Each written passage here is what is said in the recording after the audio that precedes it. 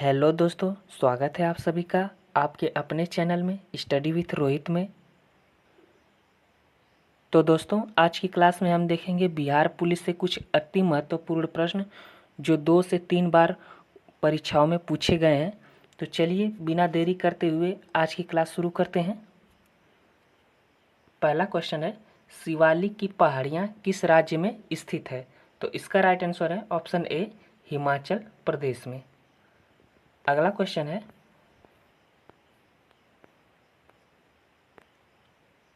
Question 2 है, GST कानून लागू करने वाला पहला राज्य है?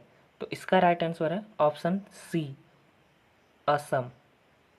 और दोस्तों पूछा जाए कि जीएसटी कैसा कर है?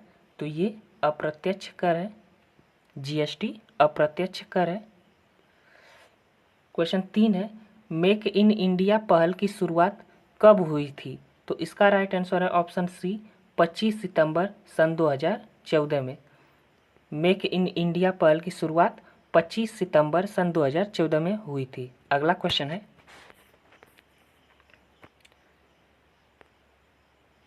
क्वेश्चन 4 है, भारत की सबसे पुरानी पर्वत श्रृंखला है? भारत की सबसे पुरानी पर्वत श्रृंखला है, तो इसका राइट आंसर है ऑप्शन बी, अरावली। भारत की सबसे पुरानी पर्वत श्रृंखला अरावली है और इसकी सबसे ऊंची चोटी गुरु शिखर है। अरावली पर्वत की सबसे ऊंची चोटी गुरु शिखर है। क्वेश्चन 5 है, दास कैपिटल पुस्तक के लेखक कौन है? तो इसका राइट आंसर है option B, Karl Marx. Question 6 है, अरब सागर में स्थित भारत के द्वीप समूह का नाम है? तो इसका राइट आंसर है ऑप्शन ए, लक्षद्वीप। अरब सागर में स्थित द्वीप समूह का नाम लक्षद्वीप है। अगला है, क्वेश्चन 7 है, बौद्ध धर्म के संस्थापक कौन थे? तो इसका राइट आंसर है ऑप्शन डी, गौतम बुद्ध जी। अगला है, गौतम बुद्ध जी के बारे में, उनकी संगतियों के बारे में जान लेते हैं। वेरी वेरी इंपॉर्टेंट है, तो देख लेते हैं। प्रथम बौद्ध संगति कहाँ हुई थी? तो राजगृह में हुई थी प्रथम बौद्ध संगति। और उस समय शासक कौन था? तो अजात शत्रु शासक था। द्वितीय बौद्ध संगति ये वैशाली में हुई थी। इस समय शासक कालाशोक था, कालाशोक। और तीसरी बौद्ध संगति पाटलिपुत्र में हुई थी और इस समय शासक कौन था? तो सम्राट अशोक था। और चौथी बौद्ध संगति कुंडलवन कश्मीर में हुई थी और इस समय शासक कनिष्क था, कनिष्क। और चौथी बौद्ध संगति के अध्यक्ष कौन थे?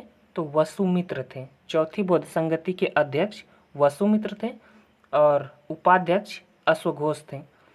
और दोस्तों, अश्वघोष की एक प्रसिद्ध पुस्तक है बुद्ध चरित।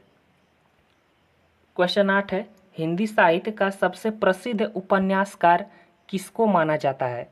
तो इसका राइट आंसर है ऑप्शन सी, मुंशी प्रेमचंद्र जी को। अगला है, क्वेश्चन 9 है, क्षेत्रफल की दृष्टि से भारत का सबसे बड़ा राज्य कौन सा है? तो इसका राइट आंसर है ऑप्शन बी, राजस्थान। क्षेत्रफल की दृष्टि से सबसे बड़ा राज्य राजस्थान। जनसंख्या की दृष्टि से उत्तर प्रदेश। और दोस्तों, बिहार का पूछे कि जनसंख्या की दृष्टि से कौन सा स्थान है?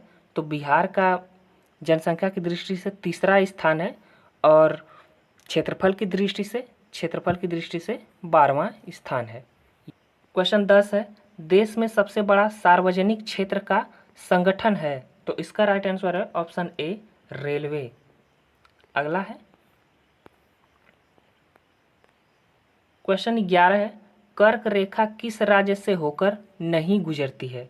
तो कर्क रेखा ऑप्शन सी, उड़ीसा से होकर नहीं गुजरती है। अगला है, क्वेश्चन 12 है, उत्तराखंड, उत्तर प्रदेश, बिहार, पश्चिम बंगाल और सिक्किम की सीमाएं किस देश से मिलती है? तो इसका राइट आंसर है ऑप्शन बी, नेपाल से। नेपाल से साझा करती हैं। उत्तराखंड, उत्तर प्रदेश, बिहार, पश्चिम बंगाल और सिक्किम, ये 5 राज्य नेपाल से सीमा साझा करते हैं। अगला क्वेश्चन है, क्वेश्चन 13 है, हीराकुंड नदी परियोजना किस नदी पर स्थित है? तो इसका राइट आंसर है ऑप्शन ए महानदी। हीराकुंड परियोजना महानदी पर स्थित है। अगला है क्वेश्चन 14 है, अर्थशास्त्र के लेखक कौन है? तो इसका राइट आंसर है ऑप्शन बी चाणक्य। अर्थशास्त्र के लेखक चाणक्य हैं। अगला है क्वेश्चन 15 है, किस मंदिर को ब्लैक पैगोडा के नाम से जाना जाता है? तो इसका राइट आंसर है ऑप्शन ए सूर्य मंदिर। सूर्य मंदिर को ब्लैक पैगोडा के नाम से जाना जाता है। सूर्य मंदिर को ही कोणार्क मंदिर कहते हैं। सूर्य मंदिर को ही कोणार्क मंदिर कहते हैं। और ये खजुराहो मंदिर कहाँ स्थित है? तो खजुराहो मंदिर एमपी में, मध्य प्रदेश में स्थित है। अगला है क्वेश्चन 16 है, बाबर किस वंश का शासक था? तो इसका राइट आंसर है ऑप्शन ए मुगल वंश का। बाबर मुगल वंश का शासक था। अगला है दोस्तों, अगर आपको किसी भी प्रश्न का आंसर पता है तो आप उसका प्लीज़ कमेंट में उत्तर दीजिए। क्वेश्चन 17 है, हड़प्पा सभ्यता की खोज किस वर्ष हुई थी? तो इसका राइट आंसर है ऑप्शन सी 1921 ईस्वी में। और किसके द्वारा हुई थी, किसने की थी हड़प्पा सभ्यता की खोज? तो दयाराम साहनी ने। दयाराम साहनी ने 1921 में हड़प्पा सभ्यता की खोज की थी। अगला है क्वेश्चन 18 है, कौन सी दो नदियां अरब सागर में गिरती हैं? कौन सी दो नदियां अरब सागर में गिरती है? तो इसका राइट आंसर है ऑप्शन डी नर्मदा और ताप्ती। नर्मदा ताप्ती नदियां अरब सागर में गिरती है। अगला है क्वेश्चन 19 है, शिक्षा का अधिकार अधिनियम भारत में कब लागू हुआ? तो इसका राइट आंसर है ऑप्शन बी 2009 में। अगला है क्वेश्चन 20 है, तीन ओर से घिरे भूभाग को कहा जाता है? तो इसका राइट आंसर है ऑप्शन बी प्रायद्वीप। तीन ओर से घिरे भूभाग को प्रायद्वीप कहते हैं। अगला है क्वेश्चन 21 है, भारत में सबसे ज़्यादा रबर उत्पादन करने वाला राज्य है? भारत में सबसे ज़्यादा रबर उत्पादन करने वाला राज्य ऑप्शन ए केरल है। केरल में सबसे ज़्यादा रबर उत्पादन होता है भारत में। अगला है क्वेश्चन 22 है, हिमालय के सबसे दक्षिण भाग को क्या कहा जाता है? तो इसका राइट आंसर है ऑप्शन ए शिवालिक। हिमालय की सबसे दक्षिण भाग को शिवालिक कहा जाता है। अगला है क्वेश्चन 23 है, अमरबेल किसका उदाहरण है? तो इसका राइट आंसर है अमरबेल ऑप्शन बी परजीवी का उदाहरण है। अमरबेल परजीवी का उदाहरण है। अगला है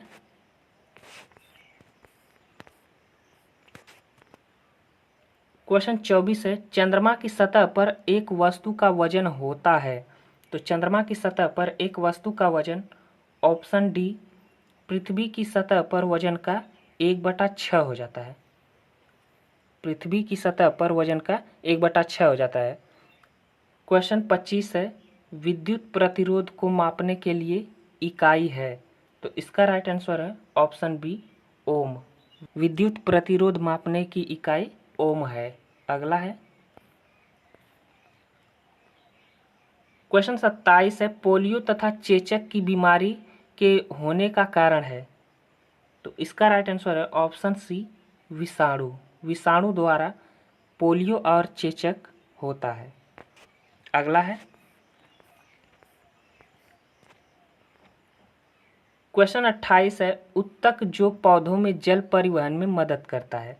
उत्तक जो पौधों में जल परिवहन में मदद करता है उसे क्या कहते हैं? तो इसका राइट आंसर ऑप्शन बी होगा जाइलम। अगला है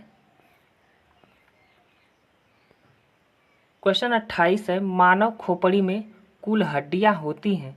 तो मानव खोपड़ी में कुल हड्डियां ऑप्शन ए 29 होती है। ऑप्शन ए 29 होता है। इसका राइट आंसर ऑप्शन ए होगा। अगला है क्वेश्चन 30 है, सिरके नींबू और दही में पाया जाता है? तो इसका राइट आंसर होगा ऑप्शन बी अम्ल। इन तीनों में अम्ल पाया जाता है। अगला है क्वेश्चन 31 है, वसीय पदार्थ ज़्यादा खाने से होता है, तो इसका राइट आंसर है ऑप्शन ए मोटापा।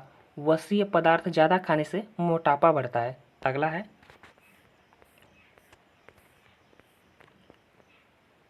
क्वेश्चन 32 है, पौधे प्रकाश संश्लेषण में कौन सी गैस छोड़ते हैं, तो इसका राइट आंसर है ऑप्शन डी ऑक्सीजन। पौधे प्रकाश संश्लेषण में ऑक्सीजन गैस छोड़ते हैं। अगला है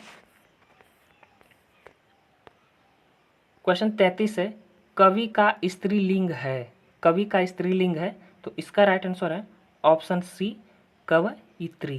कवयित्री कवि का स्त्रीलिंग है। दोस्तों ये मीनिंग शुद्ध अशुद्ध भी पूछ लेता है कि इसमें कवित्री को का कौन सा शुद्ध रूप है और कौन सा अशुद्ध रूप है, तो कवित्री को इसी तरह लिखा जाता है कवयित्री। ये सभी गलत हैं।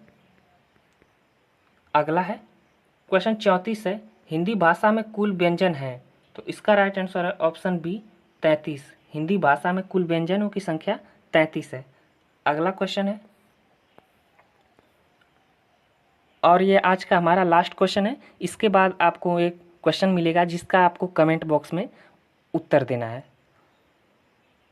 क्वेश्चन 35 है, त का उच्चारण होता है, तो इसका राइट आंसर है ऑप्शन डी दांत से, दंत से।